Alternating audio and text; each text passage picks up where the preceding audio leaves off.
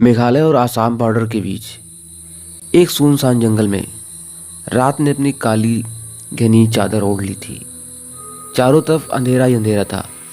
दूर दूर तक कोई नहीं दिखाई दे रहा था, न किसी की आवाज़ आ रही थी। और मानस अकेले ही उस जंगल को पार कर रहा था। उसके चेहरे को देखकर ऐसा लग रहा था जैसे किसी बड़ी मुसीबत में है। उस जंगल के बारे में लोग कहते हैं, अगर कोई भी इंसान सूरज ढलने के बाद यहाँ आता है, उसे एक शैतान अपने वश में कर लेता है। वो फिर इसी जंगल में हमेशा के लिए कैद होकर रह जाता है। मानस को ये बात पता थी, लेकिन फिर भी वो रुक नहीं रहा था, बस आगे बढ़ा जा रहा था। जंगल के आखिरी छोर पर एक नदी बह रही थी और उस नदी को पार करते ही आसाम सीमा शुरू हो जाती थी। उस नदी के ठीक बगल में लकड़ी से बनी एक पुरानी हवेली थी। हवेली के आगे एक बोर्ड लगा था जिस पर लिखा था वसीकरण बाबा। गांव के लोगों का मानना था कि उस हवेली में कुछ अजीब है।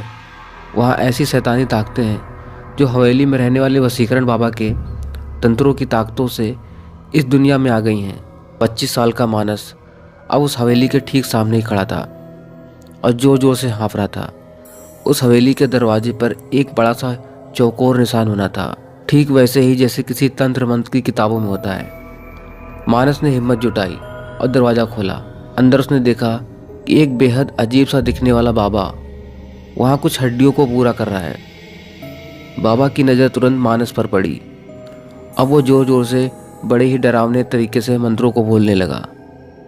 मानस बाबा को देखकर घबरा गया था, लेकिन वो जिस मकसद से बाबा के पास गया था उसे पूरा किए बगैर वो कहीं नहीं जा सकता था। आज से 2 दिन पहले मानस की शादी को 2 साल पूरे होने को आए थे। वो अपनी बीवी वर्षा से बहुत प्यार करता था, लेकिन कुछ दिनों से वर्षा के बदले बर्ताव के कारण मानस को वर्षा पर शक होने लगा था। उसे लगने लगा था कि वर्षा का किसी और लड़के के साथ चक्कर चल रहा है, जिसे लेकर दोनों के बीच बहुत झगड़ा हुआ करता था। और आखिर में बात डिवोर्स तक पहुंच गई और वर्षा उसे छोड़कर अपने दोस्त के घर रहने चली गई थी। मानस वर्षा पर शक करते करते पागल हो गया था। उसके दिमाग से वर्षा का ख्याल नहीं निकल रहा था। सोते जागते ही बस उसी के ख्याल में रहता था। एक दिन वो बस से ट्रैवल कर रहा था। उसकी नज़र सीट पर लगे एक स्टिकर पर गई जिस पे लिखा था, सिर्फ 1 घंटे में खोया हुआ प्यार वापस पाएं। और इसी के साथ नीचे एक पता भी लिखा था। मानस अब उसी पते पर पहुंच चुका था। बाबा के मंत्रों की आवाज़ अब धीमी हो गई थी, पर अंदर एक गहरा सन्नाटा था। बाबा ने मानस की तरफ देखा और उससे उसके आने का कारण पूछ लिया। मानस ने बाबा को सब कुछ बता दिया। बाबा ने मानस की बातें सुनकर एक हल्की सी मुस्कुराहट के साथ उसे एक लाल कपड़ा दिया और कहा कि इसे धारण करके रोज़ वर्षा की फ़ोटो को देखकर मानस को यह मंत्र पढ़ना है। और धीरे धीरे से मानस के कान में उस बाबा ने एक मंत्र कहा। इस मंत्र को पढ़ने के बाद बाबा फिर से अपनी पूजा में लग गया। मानस ने बाबा को पैसे देने के लिए अपने हाथ को आगे बढ़ाया, लेकिन उस बाबा ने कोई पैसे लेने से मना कर दिया। मानस वापस जंगल की तरफ जाने लगा। अचानक उसे लगा कि कोई उसका पीछा कर रहा है। अनजानी रात में गांव की कच्ची सड़क पर चलते हुए उसे ऐसा लग रहा था किसी अनजान शक्ति की उस पर निगरानी हो रही है। वो जितनी तेज चलने की कोशिश करता, उसके कदम उतने ही धीमे धीमे बढ़ रहे थे। रात के 12 बजने में कुछ ही मिनट बाकी थे। मानस अपने घर पहुंच चुका था। उसने पर्स से वर्षा की तस्वीर निकाली और बाबा का दिया हुआ लाल कपड़ा पहना और बाबा का दिया हुआ मंत्र का उच्चारण करने लगा। तभी अचानक उसे लगा कि उसे किसी काले साए ने घेर लिया है और उस पर कब्जा जमाने की कोशिश कर रहा है। मानस ने अपना सर चारों तरफ घुमाया और जोर जोर से मंत्रों को पढ़ने लगा। कुछ ही समय में काला साया वहाँ से गायब हो गया। मानस रोज़ यही करता। ऐसे करते करते कई दिन गुजर गए, लेकिन मानस की बीवी वर्षा अभी भी वापस नहीं आई। मानस ने फिर से वसीकरण बाबा से मिलने का फैसला किया। मानस हवेली पहुंचकर बाबा को बताया कि वर्षा अब तक उसकी ज़िंदगी में वापस नहीं आई है। बाबा ने 2 मिनट के लिए अपनी आंखें बंद की। मानस के गले में जो लाल धागा है वो उसके वशीकरण की शक्ति को कम कर रहा है। वो धागा तुरंत उतार दिया। बाबा ने यह भी कहा कि अगर वो वर्षा को इस हवेली में ला सकता है तो वर्षा जरूर मानस के पास आ सकती है।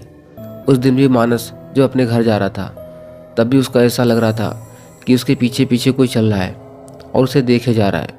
लेकिन मानस जो वर्षा से बेहद प्यार करता था, उसे पाने के लिए वो कुछ भी करने के लिए तैयार हो चुका था। अगले दिन मानस ने वर्षा को कॉल किया और माफ़ी मांगने के बहाने उसे जंगल के पास शाम को मिलने के लिए बुलाया।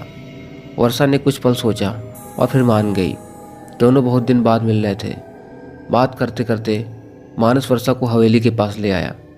जैसे ही वर्षा हवेली के पास पहुंची, उसे एक अजीब सी घुटन होने लगी। उसने मानस को तुरंत वहां से चलने को कहा, लेकिन मानस उसे हवेली के अंदर ले गया।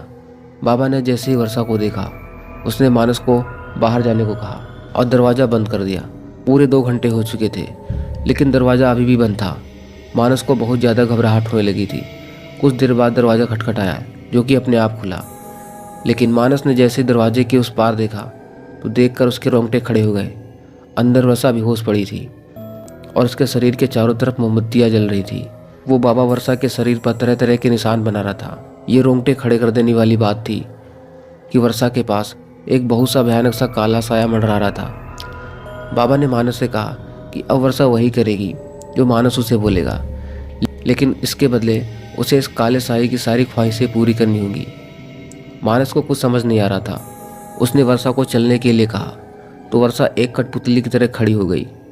वो एक जिंदा लाश से ज़्यादा और कुछ नहीं थी। मानस वर्षा की ऐसी हालत देखकर पूरी तरह से दहल गया। उसने बाबा से गुस्से में कहा, वर्षा को पहले जैसा बना दे। लेकिन तभी काले साये ने मानस को पीछे से धक्का दे दिया। वो काला साया बाबा में समा गया। उस बाबा का रूप एक भयानक आत्मा में बदलने लगा था।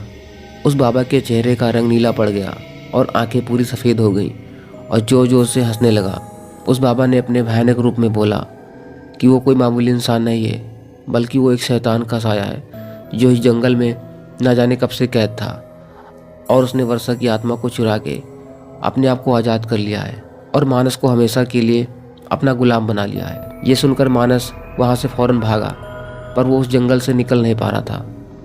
वो जहाँ से निकलता कुछ देर बाद वापस उसी हवेली के सामने आया था। फिर जंगल में मानस को एक साधु मिले जो कि अघोरी साधु थे। मानस ने पूरी बात उन्हें बताई तो उन अघोरी बाबा ने कहा कि तुमसे बड़ा मूर्ख तो कोई नहीं हो सकता है। अघोरी बाबा मानस के साथ उस हवेली पर पहुंचे और वहीं पर वर्षा बेहोश हुई पड़ी थी। अघोरी बाबा ने अपने तंत्र मंत्र की ताकतों से वर्षा को पहले ऐसा बना दिया। फिर वर्षा और मानस उस जंगल से आज़ाद हो चुके थे। अघोरी बाबा ने फिर उस शैतान वशीकरण बाबा को फिर से उस जंगल में कैद कर दिया।